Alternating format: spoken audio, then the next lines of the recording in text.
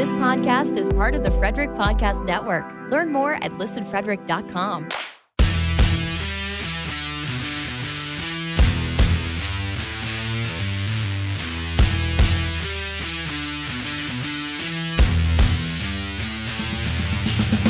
What's up, everybody? It's episode 119 of Beers in the Lot.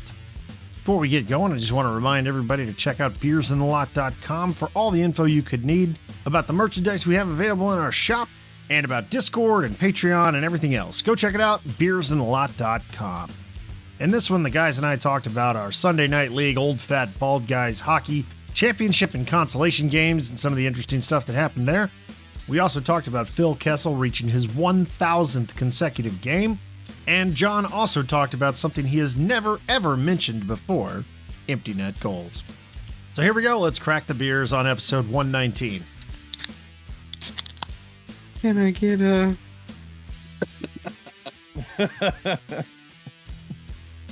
I'll beat his ass. Do what now? Oh, sorry. Sandine for the Leafs just got in a fight. Mats? What? No, Sand, Rasmus not sun. Sandine. Sand, not sun. Sandine. Sand, not sun. Right country, and this one has hair. Oh, Yeah. whoa. What? I'm just saying. Whoa.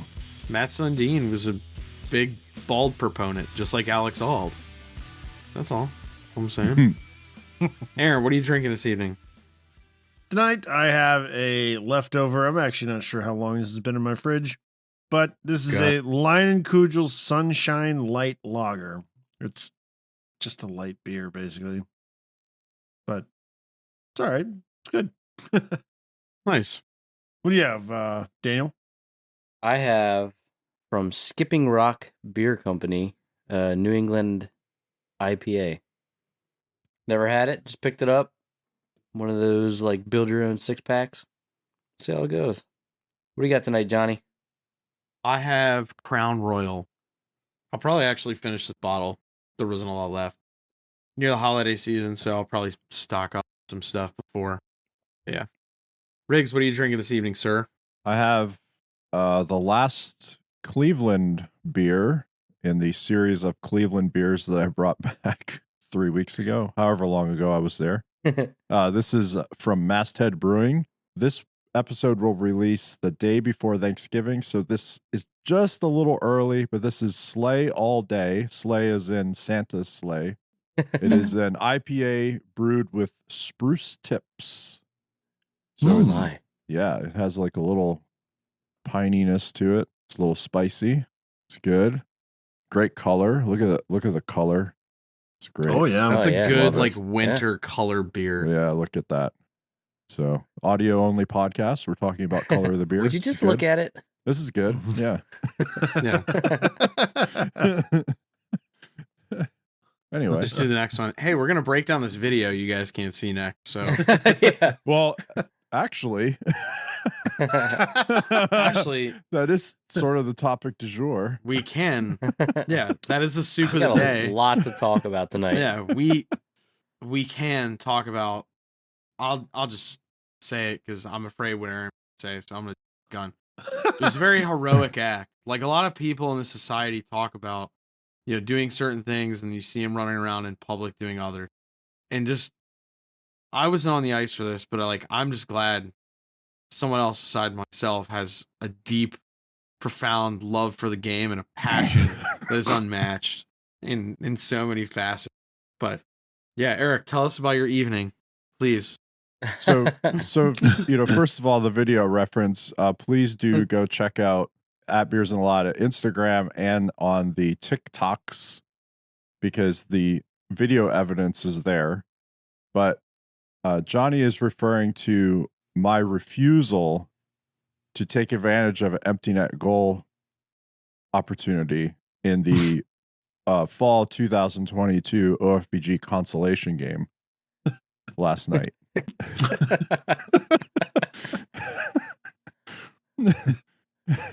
There was like 28 seconds left in the game. We were up 1 goal. Defensive zone face off. We lost. Their defenseman subsequently stick handled the puck out of the zone. I made chase, forced the play back towards their blue line. They threw the puck to my line mate, who attempted to score on the empty net. I inadvertently blocked that attempt. I did not try to. It just hit me in the leg and then went to the wall. So I was like, I'm just gonna eat the puck on the wall. I'm not doing this. I have respect for myself. So I ate the puck on the wall and we won. We were consoled. Yeah. In the Bang, game bang. that probably means the least all season, Eric still refused to score a goal That's with the empty net. that's what we would call discipline, Aaron. I guess so. You got to remember, Aaron. You can call it whatever you Aaron. want, Ice, but Aaron, you know how all those athletes, post all their videos of them working out and stuff. You don't see the greats of the game in any sport posting all that crap, because you know what? They do the real work when no one's looking, like Eric last night. That's exactly what it was. No one cares about that game. I didn't even know it was going on. For God's sake. Sure enough, comes through in the clutch. Love it. Love seeing it. I'm pretty sure on the video you can hear, because we were playing the team that Gunnar was on, friend of the pod, has been on the show before. He was on the live episode in the lot. Probably our biggest supporter. I'm pretty sure you could hear him screaming something to the effect of "Do it for JWA." Well, actually, so it's funny. It's funny because he told me about it. So after our game, the good guys won again in the playoffs. We won last night. Danny, Aaron, and I's team. We'll get to that. We'll get there. But as I was getting off the ice, Gunnar took kind of our photo, and he goes, "Hey Johnny, there was an empty net goal in our game." I was like, "Are you freaking kidding me? It was disgusting." And he goes, "Oh, that's a little more interesting than that." So he teed it up really well. I was I was gonna be like, "What the hell happened?" I gotta find this out. Left you And hanging till you got out of the lot, huh? Yeah, that's what, and those in the business call it a cliffhanger. So yeah, he definitely did his job. He did his job. His job. I was those in the business. Yeah, those in the business. That's the cliffhanger. Yeah, he did it. So yeah, I heard about it in a lot, and I was thrilled. So yeah. I've been sending Eric all day the little meme from Gangs of New York when Amsterdam thwarts the assassin to Bill Cuddig, and he just tips his hat. I've been doing that all day. Way to go, Rex. Yeah. But Danny, what happened in our game? Well, as you said, the good guys won. That was probably our best game that we played all season. We actually played as a team. I feel like we had the right amount of guys. All of us scored, right? I think Aaron had a goal. I had a goal. Mm-hmm. Johnny had 2 goals. Lots of points were had. And we shut out the other team. Our goalie stood on his head a few times, and it was a great game from our end, at least. A fabled beer league shutout. Yeah, occurred in the championship game. Yeah. All I know is when I walked in with the beer cooler, Brando was out. I guess he's injured or something. So I brought the good beer cooler last night. When I walked in to rink 2, it was already 7-0, and it was halfway through the second. Yeah. Yeah, we ended the first period 5-0. Yeah. 5-0. Then we got 2 in the second, 2 in the third. Mm-hmm. And just kind of, we actually kind of didn't do the typical beer league thing when you're up big, just kind of sit on it. And then what happens is just through dumb plays, or you're trying stupid stuff to try and score a goal, stuff like that. We didn't do that. We were kind of doing the same thing all game, just moving the puck north, good smart plays, being responsible in our own end, and we helped our goalie out. Yeah. We helped our goalie out. That was a big thing too. Late in the game, we kind of were more all of us on the bench, not in a funny way. Normally, if it's a regular season game, we're we should give him one just to scold you off. Right. Just give him one. No. Like even last night, we're like, you know what? Let's really let's kind of hunker down here and just kill these last couple of minutes so we can, do it. There It was was good. Good energy brief, on the bench. Oh yeah, the energy all throughout the game. Like the team played really, really solid. And back to the shutout effort, though, there was a tentative moment there in the second when the puck was in the net and initially ruled on the ice as a goal. But then after some debate, it turned out that the puck went under the side of the net and into the goal. Yeah. So it did because we had a player did. go on the ice and actually go, hey, yeah, see, look, I can slide this through the back of the net here. And that's what happened. Yep. So, Man, just like Johnny Cochran. Yeah, I know. I know. That's exactly. Or no, what's the dude from Seinfeld? Jackie Childs. Jackie Childs. That's Jackie Childs. Yeah. That was what it was more like. Yeah, it was more Jackie Childs, I think. But yeah. So puck can't go into the back of the net. Yeah. It's got to go into the front. Yeah, exactly.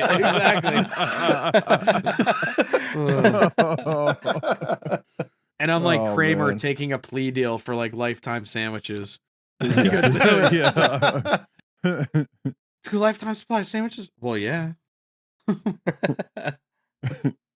Yeah, it was cool. And also, like we were saying too, like the good thing, like about the last couple of weeks, I don't know if it's the weather's been colder, so we have kind of like a few guys traveling for work. We have like a lot of the old, we'll just like air quotes, old guard, if you will, still there. And some of the new, people that have joined the last couple of years, like it felt very like kind of how we had it originally, where like a lot of people were staying after, hanging out, talking, chatting, doing all that. That's more what we enjoy. Yeah. Great lot atmosphere. Yeah, the on ice stuff is great because we come in, get a sweat, take a freezing cold shower, and then we go stand outside in freezing cold temperatures. That's great. But yeah, like that, I was more like, oh hell yeah, this is great. Like especially when I walked out and we're like, oh, there's a ton of people here still. This is great because we had the later game. But yeah. It was vintage OFBG lot last night for sure. Mm-hmm. Mm-hmm. Loud, lots of laughs, just carrying on. Like it was wild. It was great. People yelling from other circles for other guys to come over really quick. Yes. Yes. Talking through different circles. It was the whole thing. There's like 8 different running conversations going through all the different groups of the 60 or so guys or whatever it is. Like it was awesome. Yeah, great feel last night. I got something interesting for my Hagerstown game Friday. So the Hagerstown rink, right, Riggs? Yes, I'm there at least 3 times a week, sometimes 4. So over by the good dressing rooms that have the showers, the doors going onto the ice. Oh yeah. Those doors are messed up, man. We had a puck go under that the door 3 times in our game. Yes. 3 times. That's ridiculous. They're also like almost impossible to open. So like when you got to get somebody who's outside the door, open it. Like when the kids are done with practice, they go, we stay on and we move the net so the ZAM, can go. And the kids are trying to get off, and like it takes them a good 5 minutes to like jiggle the door, but jiggle the handle, right? Like jiggle the door a certain way, just to get the thing to go up the latch. Man, it's it's pretty bad over there, and it looks a little dangerous because the seam is not, because it's actually like a double door, so which I don't know why there's one at that spot on the rink, but not a ZAM door, but like there's 2. It's like a French door on the rink. It's like French doors on the rink. But like the seam is not exactly lined up. Like, but not. Yeah. If somebody does doors, I'm like, yeah, John the door salesman over there is like, oh my god. I'm like, it's like the scene in Animal House. Don't stop. He's on a roll. He's on a roll. Just let him roll. Just let him go. I'm like, oh god. That's Anyway, pretty bad when the puck can just leave the play surface in a way that it normally does not. That's 3 times in one game. Yeah, That's- 3 that's times in one game. ridiculous. Yeah. I was like, how the hell did that happen 3 Actually, times? that's more of a hazard because like your stick or Yes. your blades could actually Right, like yeah. if a Or- puck can go under there, like your blade's Dude. getting stuck in there one way or another. if you get your skate blade or holder stuck in Yeah, there, that's yeah, what I'm that's a saying. problem. you're Like, doing an ankle or a leg or something. Yep. Like, Yeah. oh, well, what about like just buzzing by? Like if it's sitting there, you're trying to get it, picking up one-handed or two-handed. Like you, especially if you got pressure, if your stick goes underneath there, it is not only getting caught, the guy or gal who is behind you, that is yes. going to look like a jousting match. Yes. Yeah. That is all sorts of danger. It happens every once in a while in the NHL, and they inspect that thing all the time. Yeah. You know that moment of horror when you're going to the boards and the somehow the planets have aligned or something and your stick is just directly pointed on the boards and Mhm. it just stays straight out and you're worried you're going to impale yourself on your stick. Rarely happens, but now and then, man, that's scary. I've One done it a couple time times. I was in I forget, I think it might have been an Attaboy game. It was in defensive zone. I was trying to cut the back of the net, like turn real tight to the back of the net to get up the middle of the ice. So, when you're skating, you tend to use your stick as like a steering wheel, right? So I'm turning left, so I have my stick turned over to the left, and the toe of the blade of my stick just caught the skirt of the net Oof. and stopped. And I'm Right. going full bore, like I'm pushing as hard as, I mean, not that fast, but like I'm pushing as hard as I can, right? Like, I'm pushing as hard as I can through this crossover, and my stick stops, and I'm still going full speed, and it jammed me right in the left side of my stomach, and I had a bruise there for like a year and a half. Oh my gosh. Seriously, there was a Man. mark for like a year and a half, and My it was a God. perfect, perfect The butt end shape. rectangular shape of the butt end, right? Man. Oh. Yeah. It's the game we play, it can be tough to avoid injury sometimes. It makes you wonder how some guys can go 1,000 games and never miss a single one. Like one Phil Kessel, Phil the Thrill. American Phil. phenom, Phil the Thrill. 1,000 games Iron Man streak. It's And amazing. that's amazing. That's incredible, really. We are all Phil Kessel. We're all Yeah. Phil Kessel. Absolutely. I mean, just look at him.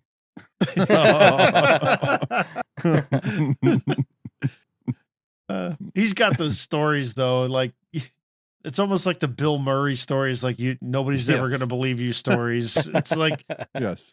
the things that you hear about him, like, oh, he shows up late for a training camp and kind of just goes like lazes around on the recumbent bike or something, and then people are like, aren't you going to lift, Phil? And he just goes over and maxes every machine and says, okay, I'm done.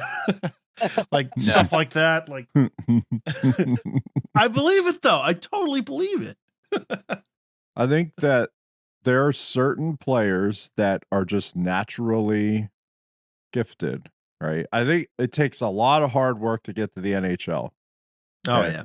Takes a lot of hard work to get to that elite level of hockey. I mean, not even, NHL, like if you're just playing minor pro, like that's even an accomplishment.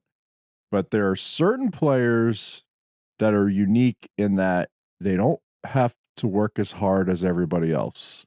Yeah. It's like it's just kind of success just kind of follows them. Yeah, he's that guy. Maybe the hard work for Phil is just going because, like, he stated it 100 times, like he really enjoys playing hockey. Like he seems to be the guy. Yeah, he tries hard, loves the game. Yeah, but he always does like the morning skates, like like in that guy's mind, like he probably loves hanging out on the ice, snapping pucks, hearing that puck hit the post and going in, like stuff like that. I'm sure he loves that. The hard work, I think, for him, not in a bad way, is going to the team meetings, doing like Right. it's all the stuff Yeah. that probably a lot of like, you know, like I'll say it, like Mark Scheifele is a hockey nerd, and I like Mark Scheifele. I like him. I don't like the fact he doesn't cuss, but he's a good player. But Yeah, I don't trust him. yeah, I don't.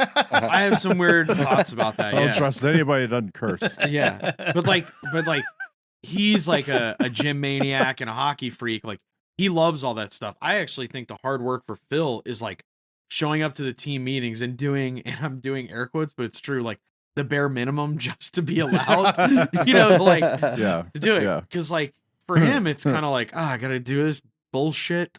I gotta show up for this, you know, like I gotta show up 2 hours early to skate at noon, but I gotta go through a power play meeting and I gotta go through an offense meeting and then a team meeting just so I can get on the ice. Like, okay, I'm gonna like I think that's like kind of where that's his gym, if you will. We'll just say it like in a joking way. Right. That's his gym. But it is because I'm sure he's just like, screw this. I don't want to do it. I mean, because how many players that are like just as talented or like very talented, or you hear stories about them in the pros, they just couldn't do the extra little bit of like mental work. Their minds just couldn't take it, or you know, they didn't want to put hours into the gym and all that stuff. Like all professional sports, not just hockey, but it's like golf, football, baseball, soccer, everything. You know, like it's littered with guys like that who like are very talented, but they don't want to put in the work. Phil did enough work to like get to the point where he's fine. And he still does, like I said, the bare minimum to continue to do it. But well, I would take, you know, playing hockey over going to the gym any day. Yes. yeah, I think everybody Yep. would. I was actually talking with my wife about this. We're just not She's super like, talented. Why don't you go? Why don't you work out? It's like, I don't get anything from working out, but I love playing hockey. And I was thinking that if there was a way to mimic all of the exertion, all of the working, like the physical aspect of hockey, Like the workload. If there was like exercises that were exactly the same as skating on the ice or handling the puck or shooting or whatever. If I did that for the same amount of time as I played hockey, I would hate it. I would not get anything out of it. But when I'm playing the game, then obviously, I mean, it's totally different. I love the game. Aaron just wants to snap biscuits with the boys. I just want to snap biscuits with the boys. That's all he wants to do. I mean, you guys know, and like Danny and I talk about it a lot, but like in our private chats and stuff, like I work out a lot, or I try to as time permits, but I'm doing that just to maintain. Yep. Right. Just to maintain like a certain level of health, or you know, whatever that is. Yeah. Whatever that is, right? Whatever that means. But like, yeah, the true sort of work that I put in is like when I'm on the ice, I guess. You know. Yeah. I think that's where I'm probably going. Like when I'm here and I'm, you know, I've got some weights and like a bike and crap. Like I'm not really pushing. I'm just doing enough to maintain. Right. But when I go get on the ice, like I'm trying hard. Right. You know, part of the fun in the game, I think, is that effort that you put into it. I think that's part of it. Yeah. I think, you know, knowing in your own mind that like you put in that effort and you skated for that amount of time and you made these plays or you didn't make these plays or whatever it is, like I think that's part of the fun, you know. 100%. Yeah, I agree. Yeah, that's what our team did last night. Actually, I mean, every guy was getting off the ice 45 seconds or a minute, and everybody was skating. Just rolling as hard as they could. Yeah. And I don't think there was a minute I was ever like, wow, this guy's like staying out too long, because everybody was going out hard 45 seconds in a minute. And I don't think I've ever played in a game like that where actually every single person kind of bought into it. Yeah, we were talking about that on the drive home, that the shift you're out for felt kind of long, but it wasn't. Like everybody's shift was under a minute, basically. Right. And then you're on the bench, and it felt like you were going out again, like really quick. And we had 3 lines. I mean, That's great. in a normal beer league game, when you have 3 lines of wingers, it kind of sucks. But yes, It was awesome. Last night's game, it was perfect. It was exactly the right amount of guys in order to keep super high energy on the ice all the time, and it was great. I'll tell you this: in the consolation game, I was taking like 3-minute shifts.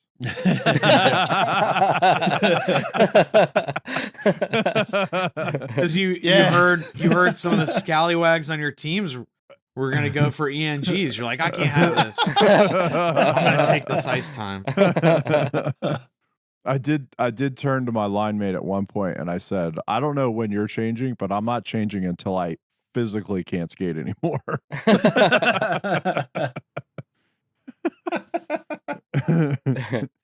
Circling back to like rigs and lifting, like I know I get into like periods of time where I can lift, like I'll go and lift every single day, but I need a lot of motivation to go lift. Right. Yeah, Ronnie If I'm tired and sitting on the couch, somebody's like, "Hey, let's go play some hockey." I'm like, "Fuck yeah, let's go." Yes. Like it doesn't take much to like get me motivated to go play hockey. Like going down and working out, like in my basement, I got weights and stuff, and it takes a lot for me to get motivated to go downstairs and start lifting. I'm the same way. Like I really have to spend a lot of mental energy and time to make that decision. Like I'm going to go do this now. Yeah. But even if I have a cold or something, I'm not 100% and I have a game, I'm going to the game. Game. And I've actually played some of my best games when I've been sick. Yep. Right. Yep. So, but it's that, and you always tell yourself before that game, "Oh, I'm not going to play good tonight." I know. I'm like, oh, this is gonna suck. I don't want to do this. Like, I can hardly breathe through my nose. Like, whatever's going on, and then like I go out and I'll have like 2 goals and an assist or something. Like, and after the game, you feel great. Your nose is all drained. Yeah. You feel great for like an hour, and then then it comes back. Yeah. It's we've discussed that phenomenon too before. That if the games that you go out feeling like, man, I'm feeling great, I got loads of energy, you're gonna play like shit, guaranteed. Yes. It's always when you're like, I kind of don't want to go tonight, but of course I'm gonna go, but I'm just not feeling it tonight. That's when you go out and get the hat trick. Like it's every time without fail. I gotta think that some of the games that Phil was playing might have been that same sort of way, like just not feeling it. Could have taken the day off. Nobody would have said anything against him otherwise, but goes out. I bet you he had some good games when he didn't want to be there. Well, I guarantee you have to 1,000 straight. Like, yeah, for 1,000 straight, 1,000 straight. They're not all good days. Yep, that's insane. That's and part of that 1,000 is playoff games too, which are even more intense. Yeah. Mm-hmm. I mean, well, and not to mention too, like there's a not insignificant aspect of that is the team and the coaches and stuff that he's playing with that are kind of contributing to that. So one, he's got to not get scratched, which is on him to make that play to make his play good enough that he's not going to get scratched or whatever.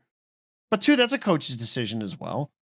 And there's some other aspects like there's the one game, I forget what game number it was, but his wife was due, like about to go into labor with his child, and he had a road game. Yeah, didn't the owner of Arizona like give him his private jet?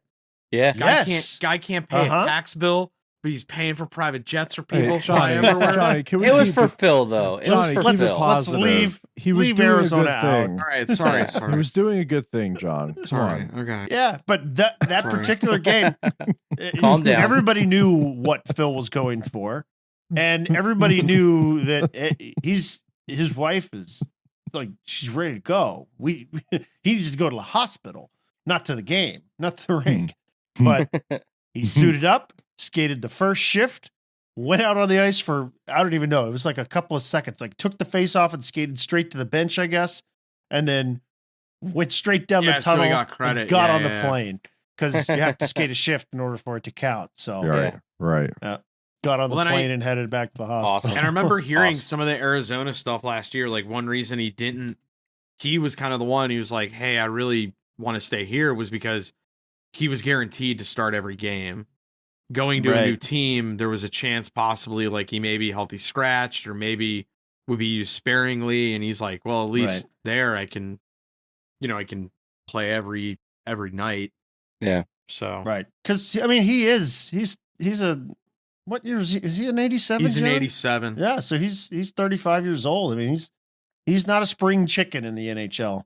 So that's like I was saying, it's a concern for him. He's got to make the roster. He's got to make the starting lineup every game, which that's not always easy on some teams. And maybe he doesn't have the right role on some teams. So yeah, I think you're absolutely right. Him wanting to stay in Arizona got him guaranteed starts. So yeah, it's impressive though. 1,000 games and still going. I mean, he's not going to stop. So he'll keep going until it doesn't make sense for him anymore. So that's amazing for him.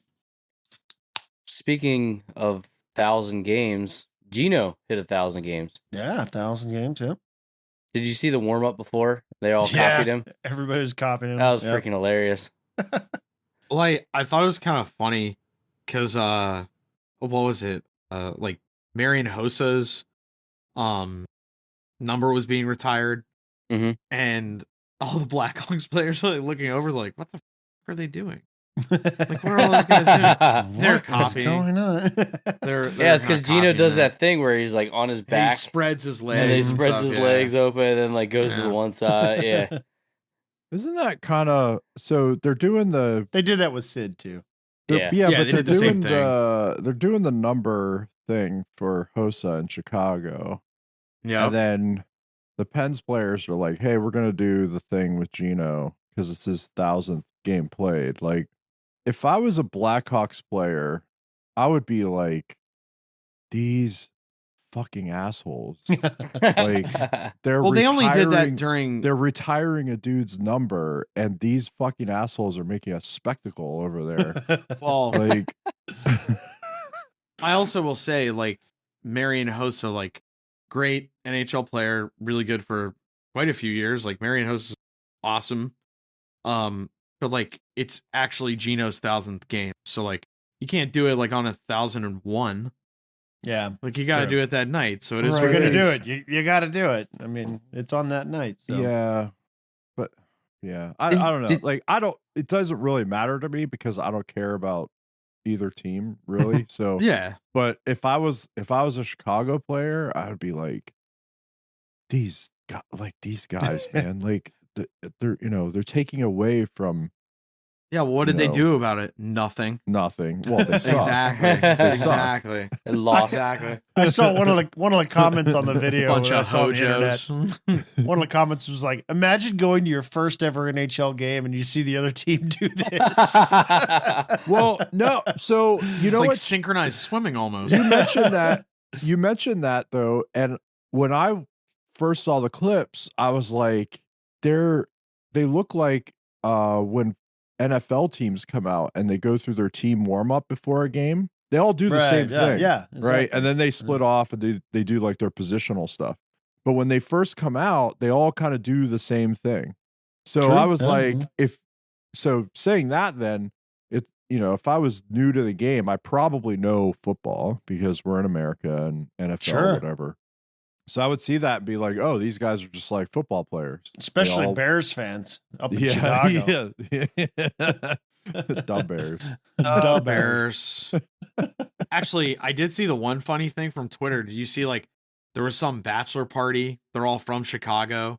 Went to Atlanta. I did see this. And they all wore the Mike Ditka, like, sweater and stuff. Ditka. And had the fake mustaches and the aviators on. Yeah. Ditka. I'll never forget, like, that one Swirsky super fans, like, who would win in a race in the Indy 500?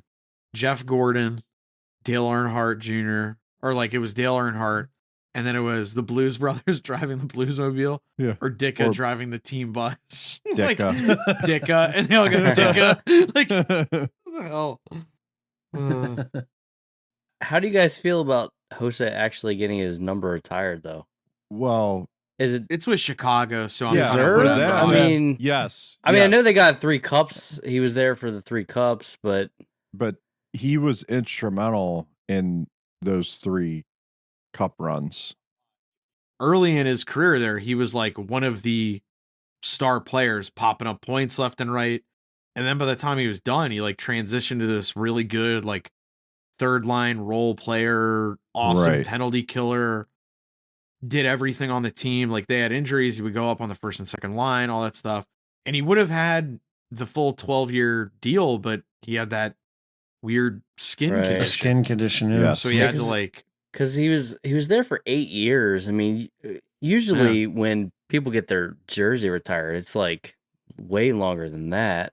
Yeah, only career guy I or think for something. him Three- because it was three 3 cup- cups. 3 cups in 8 Yeah, years. yeah, that's, yeah. That's that's a pretty impressive. good batting average. Like, Yeah. That's impressive. So, well, Taves and Kane. So then, are they going to retire their jerseys too? oh, Oh, absolutely. without a doubt. Yeah. Those 100%. two are Once they're done, Yeah. you know, Yeah. like once they're done, yeah, absolutely. They'll I think one of them will end up retiring a Blackhawk, one will go somewhere else.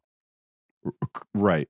Kaner will Yeah. go somewhere else. I think Kane is Yeah. more valuable. I like Taves because he had that weird kind of autoimmune disease like the last couple of years he's been dealing with, and he's actually like him and Kane are both putting up points. But Yeah. I think Taves, like, he's a captain. I just have an odd feeling he takes a lot of pride in being a captain in that organization. And also too, like with what Chicago went through, I think he wants to be part of kind of like making sure everything moving forward is on a good, because I think Yeah. he generally cares a lot about the organization. Kane, I think, because I think Kane still wants to chase a cup. And I do think like we kind of said, if the next 2026, the Olympics in Italy, like I think that's Kane's last hurrah. I don't think he Yes, goes. he's right. He's on that cusp now. I don't think he goes. Yeah, I because w- what's I that? don't- 3 I more wouldn't- years? Yeah, I wouldn't take him. yeah. But I I agree. also I mean, especially I agree. He's too old. I mean, it's, yeah. I also think he's a scumbag, but Yeah. Well, also I was Kane, going feel- more. I was going more He like is. America has more younger talent now. Yeah. But I mean, yeah, I well, can see that. yes, Kane, I agree with also that. Kane, I also think has a little bit of an axe to grind against the organization because they traded Breadman when they were running mates, and then DeBrincat they were running mates, Yeah, but and then they you know traded what? No, DeBrincat. no. So it's no, like no. I don't know. That's part of that is Kane's. It's directly Kane's fault and Taze's fault because Yeah, because they signed those massive deals. Right. If they had signed for a little less money Good or point, fewer but still, years, you know, maybe you can retain some of those type of players. But Mm-hmm. when you took all that money and all that term, guess what? The buddies that you like playing with may not be there anymore. So They go. they also also he's got- a scumbag. they also got they also got Seth Jones, and I like Seth Jones, but like on that team, he's under siege the whole time. Yeah. Seth Jones needs to be moving the puck up the ice and like doing offensive things. He's good in his own zone, but the problem is like they are very under siege. He should be on Toronto. But anyway, we talk about Toronto a lot, but I Oh, think Yeah, he we would- don't need to talk about. But I think he would- digress. I think he would fit in well there, but I don't know how that would work. Well, who are they moving? I don't know. That's what I mean. I don't know how it would work, but I think He's not a that would- GM. All right. That would be a good spot. I don't have the knowledge that you do, Johnny. Johnny, I want to bring up something that you pointed out a second ago. That an interesting situation in regard to empty net goals happened tonight. Yeah, do you it did. Tell me about that. You I'm just put it- abreast of the situation. Yes, go ahead. I Take was it away. I was He was monitoring the net situation. I was monitoring early, and then some things came to light, so I was very, we had to make sure. So in the Winnipeg Jets hosting the Carolina Hurricanes, they were up 3-0 in the third period. Who was up? The Jets Winnipeg. were. Winnipeg. Oh, the Jets were Winnipeg was up 3-0 3-0 against Carolina. against Carolina. Carolina. Carolina pulled their goalie with about 5 minutes left. So at 15-12, so that's about 4 minutes and change left in the game. Yeah. Jacob Slavin scored. 2 minutes go by, so let's call it a straight 3 minutes left in the game. Svechnikov scores. Ooh. All with the net empty. With 30 Ooh. seconds left, Marty Nikas scores. 3-3. We're going to OT. Oh my. Neches. But have Neches. But have no fear. Josh Natchez. Morrissey scores for the Jets to win in overtime.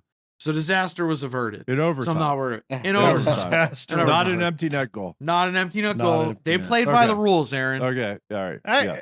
Upstanding Yes. citizens playing by the rules. Yes. why Coulda are you iced directing it. this at me? Could have iced I'm just saying.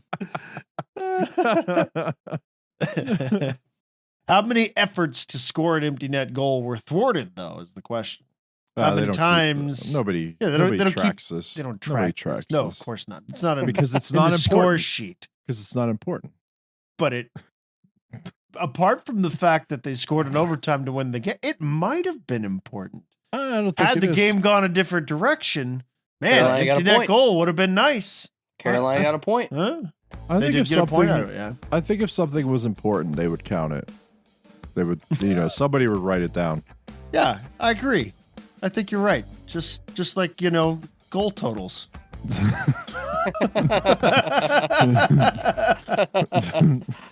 No matter how or when they go in. All right, that'll do it for episode 119. Thank you, everybody, for listening. It's a great time to be thankful as this episode releases the day before Thanksgiving. So we just want to say a special thank you to you, our listeners, as we always do, but especially now. We're so thankful for you and all the support that we've been given. We have a handful of Beers and a Lot super fans that have been just absolutely incredible over the past couple of years. And we just want to say a special thank you to you. You have made this so much more fun and interesting than we ever thought it would be. Gunnar and Jessica especially, you guys are amazing. So from me and the guys at Beers and a Lot, happy Thanksgiving. We'll catch you next week with another episode. See you then.